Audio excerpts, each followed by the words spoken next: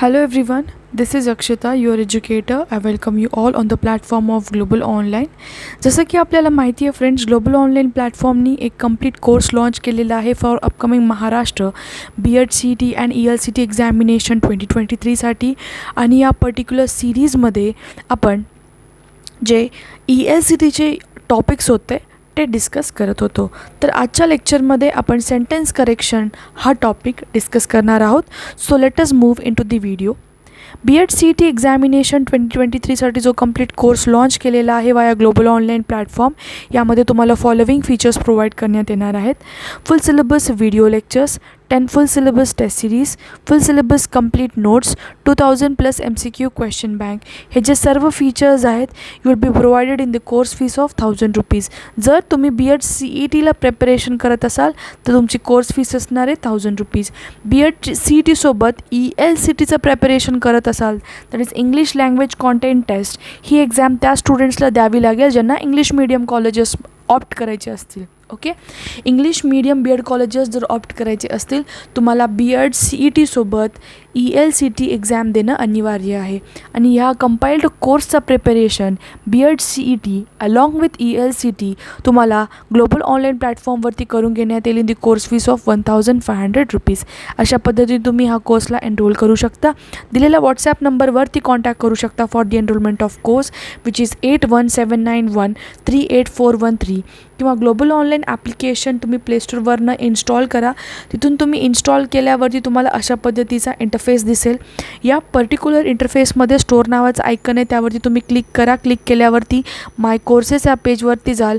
वरच्या साईडला जो सर्च टॅब दिसतो आहे त्या पर्टिक्युलर सर्च टॅबमध्ये तुम्हाला CET असं टाईप करायचं आहे. Once you will type CET course along with the fees खालच्या बाजूला डिस्प्ले होऊन जाईल. ओके, सो अशा पद्धतीने तुम्ही कोर्सला जे आहे एनरोल करू शकता. अलॉंग विथ B.Ed CET आपल्याकडे लॉ CET 2 इयर अँड 3 इयर्ससाठी कॉम्प्रिहेन्सिव्ह कोर्सेस अवेलेबल आहेत. महाराष्ट्र सेट पेपर 1 पेपर 2साठी डिफरंट कोर्सेस अवेलेबल आहेत. Similarly for CSIR NET paper 1 paper 2, UGC NET paper 1 paper 2साठी आपल्याकडे कोर्सेस जे आहेत अवेलेबल आहेत. अशा पद्धतीने तुम्ही कोर्सेसला जे आहे जे कोणत्या रिक्वायर्ड कोर्सेसला एनरोल करू शकता. तो आजच्या लेक्चरमध्ये आपण सेंटेन्स करेक्शन हा टॉपिक स्टार्ट करणार. So the very first question is one of the greatest actor pass away in his slept at dawn today. इथे मी तुम्हाला काही लेटर्सला अंडरलाईन करून देईल. इथे बघा, पास अवे याला मी अंडरलाईन केलेलं आहे.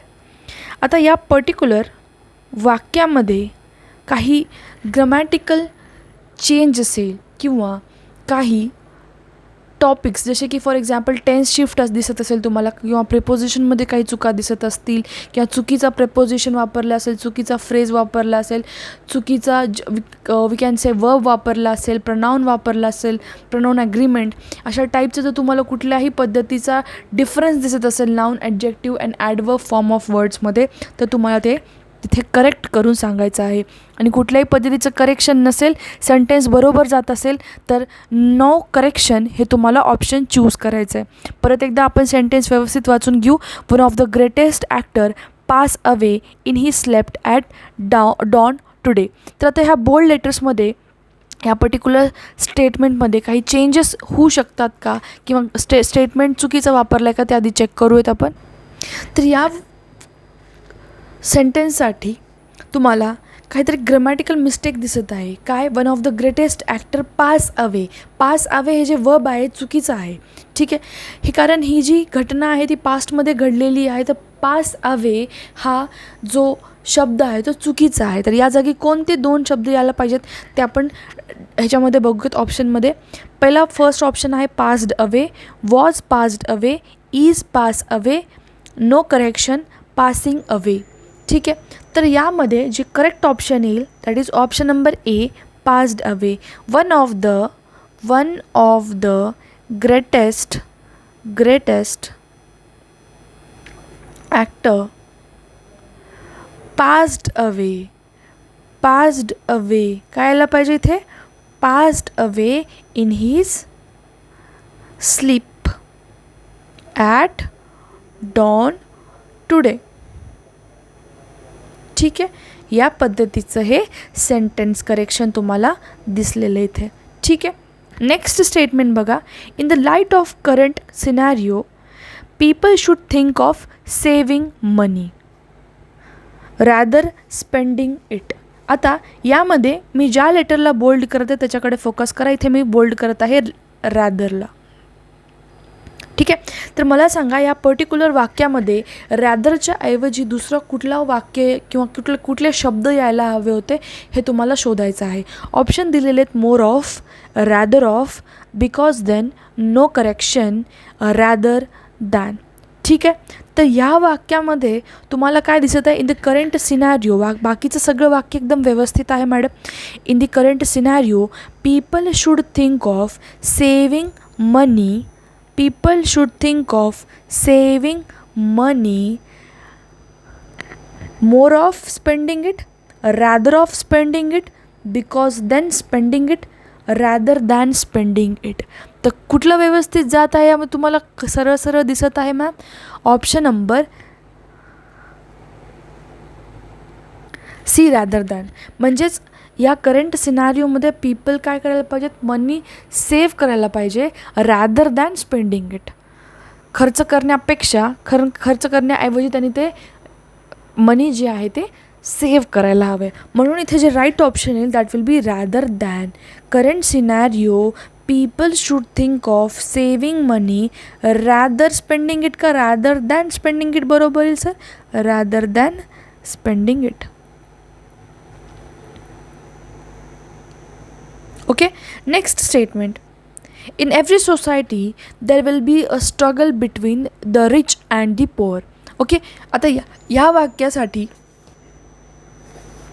तुम्हाला अंडरलाईन करायचं आहे विल ऑलवेज बीला. विल ऑलवेज बीला तुम्हाला हायलाईट करायचं किंवा अंडरलाईन करायचं.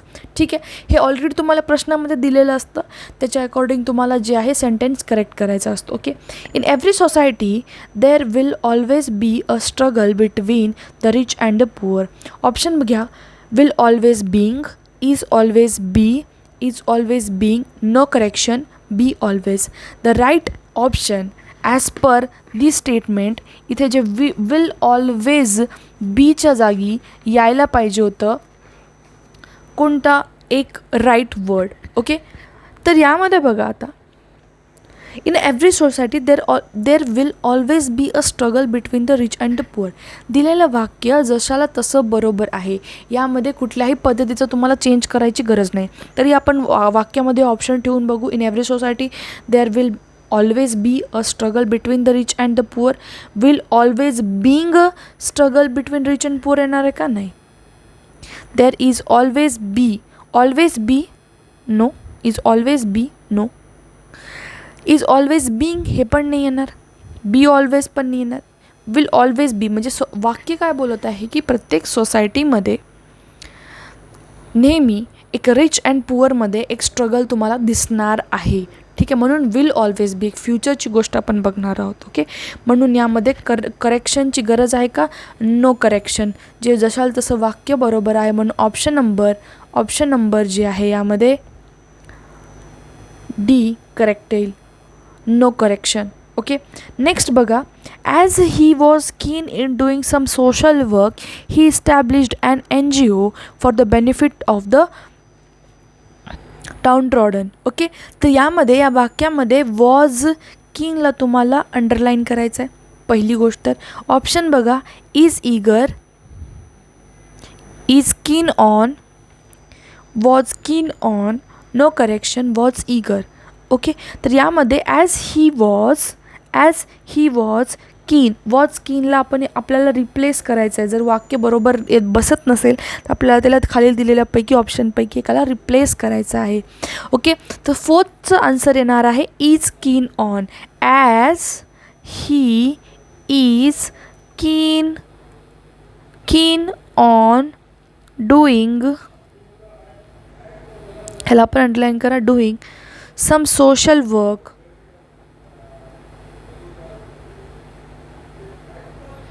he established an NGO for the benefits of the downtrodden. Okay, तर या वाक्यामध्ये तुम्हाला काय दिसत आहे, वाक्यामध्ये टेन्स शिफ्ट दिसत आहे. मॅम टेन्स शिफ्ट कसा दिसत आहे, वॉज कीन नाही आहे, ते पास्ट दाखवत आहे. वॉज कीन काय दाखवत आहे, he was keen in doing some social work, he established an NGO for the benefits of downtrodden. No, he is keen म्हणजे त्याचं जे चिकित्सकता आहे, we can say for doing some social work, ती कशी आहे, जास्त आहे. म्हणून त्यांनी इस्टॅब्लिश काय केलं आहे, NGO इस्टॅब्लिश केलं आहे for benefits of the downtrodden. Okay, so moving on to the next statement. ह्यामध्ये कोणता राईट येणार आहे, ऑप्शन नंबर बी राईट येणार आहे, म्हणून बीला टिक करत चला. I am very thanking to you for helping me throughout the situation. यामध्ये या सेंटेन्समध्ये व्हेरी थँकिंग टू यू, आपण असं कधी बोलतो का, I am very thanking to you for helping me, I am very thanking you, I am very thanking you because you gave me the right opportunity. Okay, I am thanking you for giving me help, असं आपण असं बोलणार आहोत का, okay असं बोलणार आहोत का, गिविंग मी, थँकिंग मी, नो. तर यामध्ये काहीतरी चुकीचं तुम्हाला वाचता दिसत आहे की या स्टेटमेंटमध्ये काहीतरी चुकतं आहे. ऑप्शनकडे बघा आता, greatly thankful to, very thankful to, great thanking for, no correction, very thanking for. Okay, या वाक्यामध्ये तुम्हाला चूक दिसतं आहे म्हणून नो करेक्शन तर नाही येणार आहे, काहीतरी असणार आहे. आपण यामध्ये टाकून बघूयात ना each and every option. I am greatly thankful to you, हे बसू शकतं. I am very thankful to you, I am very thankful to you for helping me throughout the situation. I am great thanking for you for helping me out through the situation, हे तर येणार आहे का, नाही. No correction पण नाही येणार. I am very thanking for you for helping me, हे तर बिलकुल नाही येणार आहे. राहिला प्रश्न या दोन वाक्यांमधला. I am greatly thankful to you येतं, I am very thankful to येतं का, नाही. I am greatly thankful to you. This is going right with the statement, बाकीचं स्टेटमेंट ॲज इट इज. म्हणून ऑप्शन नंबर ए जो आहे तो इथे राईट आलेला आहे. ठीक आहे. Now question number 6. Newspapers have a great power because their enormous circulation. आता या वाक्यामध्ये काहीतरी चुकीचं आहे. काय चुकीचं आहे बघूयात. ओके, यामध्ये ऑप्शन काय दिलेले आहेत ते बघूयात. बिकॉजला अंडरलाईन करा, बिकॉज काहीतरी चुकतं, इथून तुम्हाला स्टेटमेंटला थोडं राईट करावं लागणार आहे. Newspapers have a great power because their enormous circulation. On account their enormous circulation, owing their enormous circulation, because of their enormous circulation. No correction. हे was eager कट करा. As a result their enormous circulation. As a result तर नाही येणार आहे. ठीक आहे. भरपूर students because of बोलतील. Because of their enormous circulation. Many students are gonna say ma'am हे राईट आहे. बरोबर, because of their enormous circulation हे वाक्य बरोबर आहे असं सगळे स्टुडंट्स बोलतील. ओके, बट हे वाक्य चुकीचं आहे.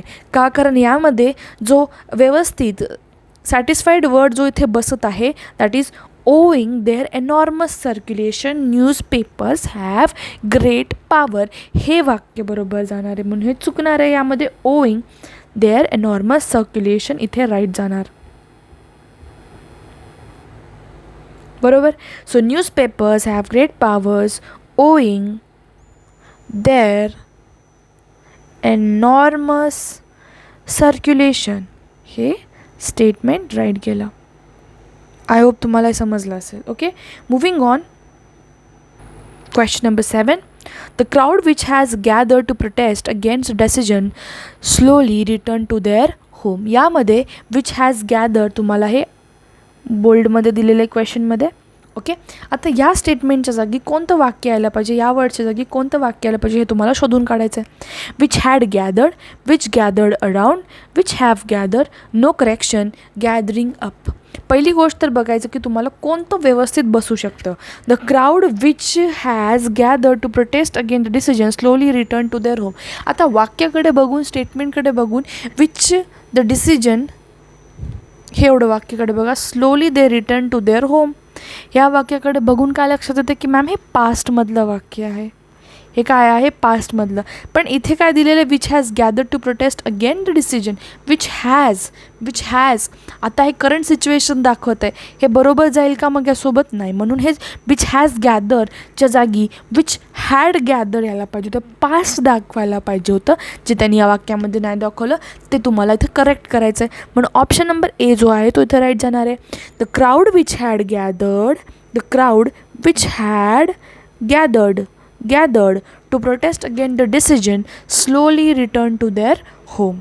हे तुमचं राईट जाणार आहे वाक्य. Next, he will be handling the next project since he was vastly experience in the business. वाक्य वाचता वाचता समजत आहे मॅम की इथे vastly experience, he has vastly experience, इथे काहीतरी गडबड आहे.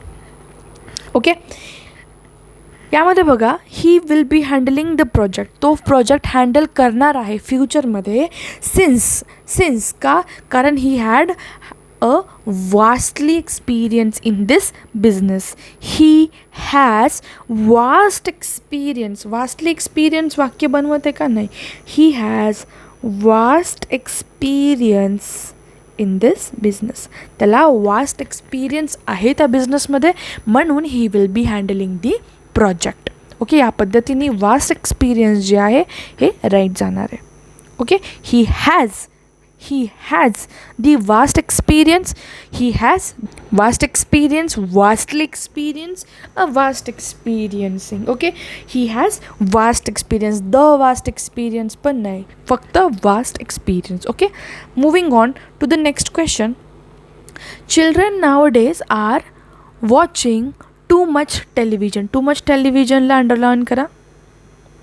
यामध्ये काहीतरी चुकीचं आहे, लक्षात घ्यायचं आहे तुम्हाला.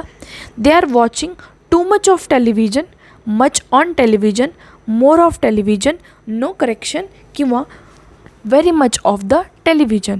क्वेश्चन नंबर 9, क्वेश्चन नंबर 9चं जे आन्सर आहे that is very much of the television. ठीक आहे, जे चिल्ड्रन आहेत ते काय करतात, टू मच ऑफ टेलिव्हिजन बघत आहेत. दे are watching too much of television, they are watching too much of television. हे तुमचं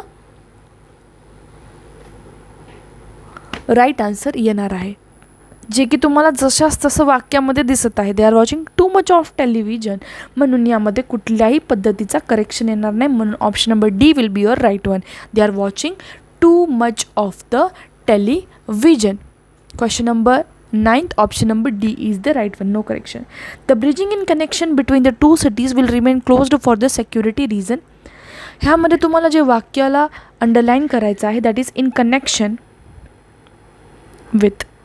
इन कनेक्शन विथ तुम्हाला सांगायचं की यामध्ये काय तुम्हाला म्हणजे वर्ड चेंज करायचं आहे किंवा कुठल्या ऑप्शन जो आहे तो राईट फिट होतं आहे किंवा जशाच तसं वाक्य बरोबर असेल तर नो करेक्शन हे तुम्हाला चूज करायचं आहे. ओके, तुम्हाला हे क्वेश्चन मी ॲज अ होमवर्क देते. तुम्हाला चूज करायचं right option from the given options बिल. So this was end of today's lecture. Thank you for watching it. जर व्हिडिओ समजत असेल तर प्लीज कॉमेंट सेक्शनमध्ये ड्रॉप करून सांगा. व्हिडिओला लाईक करा, चॅनलला सबस्क्राईब करा जर नवीन असाल तर. Thank you for watching the video. Have a great day everyone. Bye.